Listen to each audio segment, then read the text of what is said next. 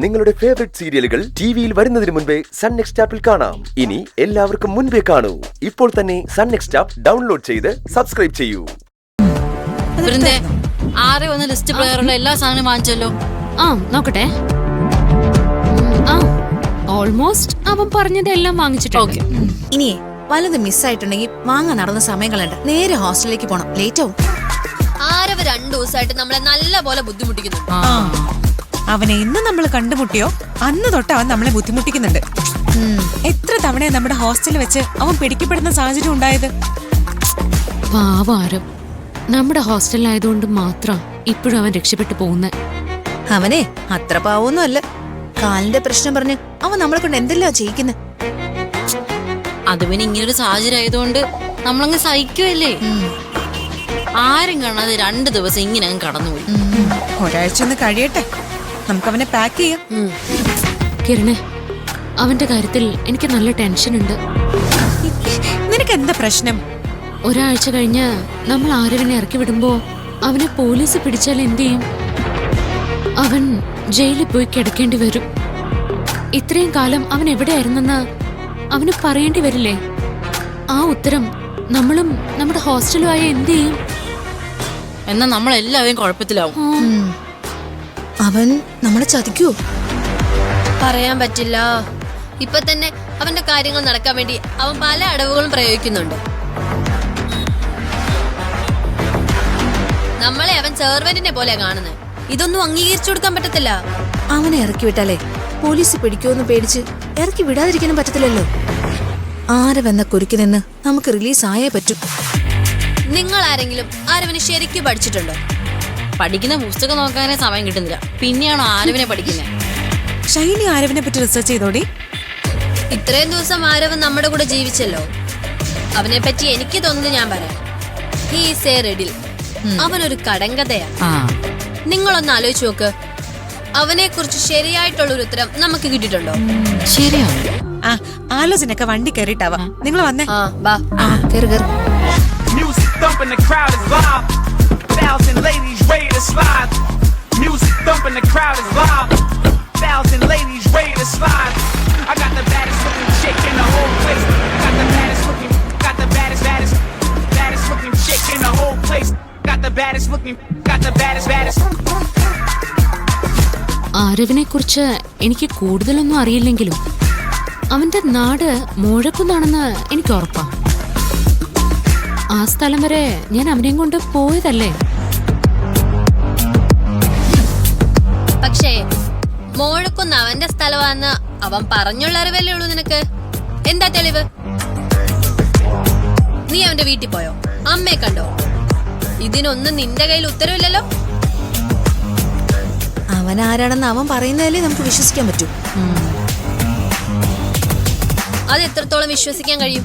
പോലീസിന് പോലും ആരവിന്റെ വേറെ ബോട്ട്സ് അറിയില്ല. അതുകൊണ്ടല്ലേ പോലീസിന് അവനെ പിടിക്കാൻ കഴിയാത്തെ. ഷൈനി, നീ ഞങ്ങളെ കൺഫ്യൂഷൻ ആക്കാതെ. നിനക്ക് അവനെ പറ്റി വലിയ സംശയമുണ്ടോ?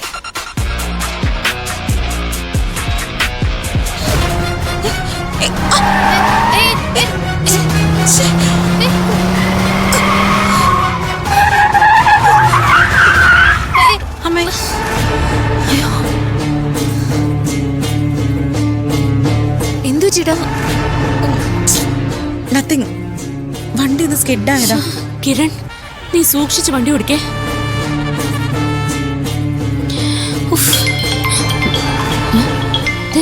ഒരു മിനിറ്റ്, മുത്തശ്ശനാ.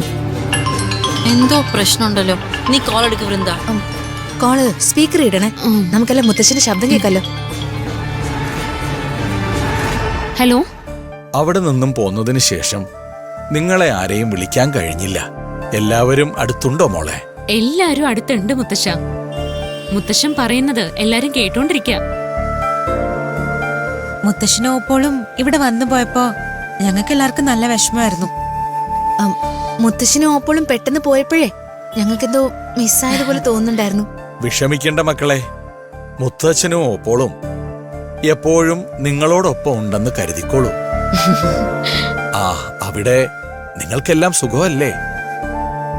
ഭയപ്പെടേണ്ട സാഹചര്യമൊന്നും ഇല്ലല്ലോ അല്ലേ? ഭയപ്പെടേണ്ട സാഹചര്യം ഉണ്ട് മുത്തശ്ശ.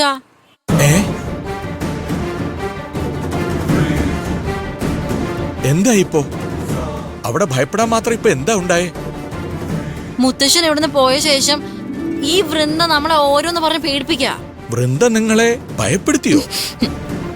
അതെ മുത്തശ്ശ, ഏതോ റെയിൽവേ സ്റ്റേഷനിൽ വെച്ച് മുത്തശ്ശൻ ഏതോ ഗോസിനെ വഴി തിരിച്ചു വിട്ട കഥ പറഞ്ഞ് ഇവിടെ എല്ലാ ദിവസവും പേടിപ്പിക്കാ. അവള് നിങ്ങളെ ഭയപ്പെടുത്താൻ വേണ്ടി എന്തോ തമാശ കഥ പറഞ്ഞതാവും. നിങ്ങൾ ആരും അത് വിശ്വസിക്കണ്ട. അത് കുളുവന്ന് ഞങ്ങൾക്ക് എല്ലാം അറിയാം മുത്തശ്ശ. മേഹിക്കത് മനസ്സിലാവണ്ടേ? മുത്തശ്ശ, ഇവൾക്കേ നേരം വെളുക്കാൻ അല്പം ലേറ്റ് ആയപ്പോഴും. ഇവിടെ ഞങ്ങൾക്ക് പേടിക്കേണ്ട ഒരു സാഹചര്യം ഇല്ല മുത്തശ്ശ. അല്ല, മുത്തശ്ശൻ വെറുതെ വിളിച്ചതാണോ? ഞാൻ വിളിച്ചത് നിങ്ങൾക്കെല്ലാം സന്തോഷമുള്ള ഒരു കാര്യം പറയാനാ. ഹാപ്പി ന്യൂസ് എന്താ മുത്തശ്ശ? നിങ്ങൾ 5 പേരും സൂര്യമംഗലത്തേക്ക് വരണം. മുത്തശ്ശൻ ഞങ്ങളെ ക്ഷണിച്ചില്ലെങ്കിലും ഞങ്ങളെല്ലാരും അങ്ങോട്ട് വരാനിരിക്കായിരുന്നു.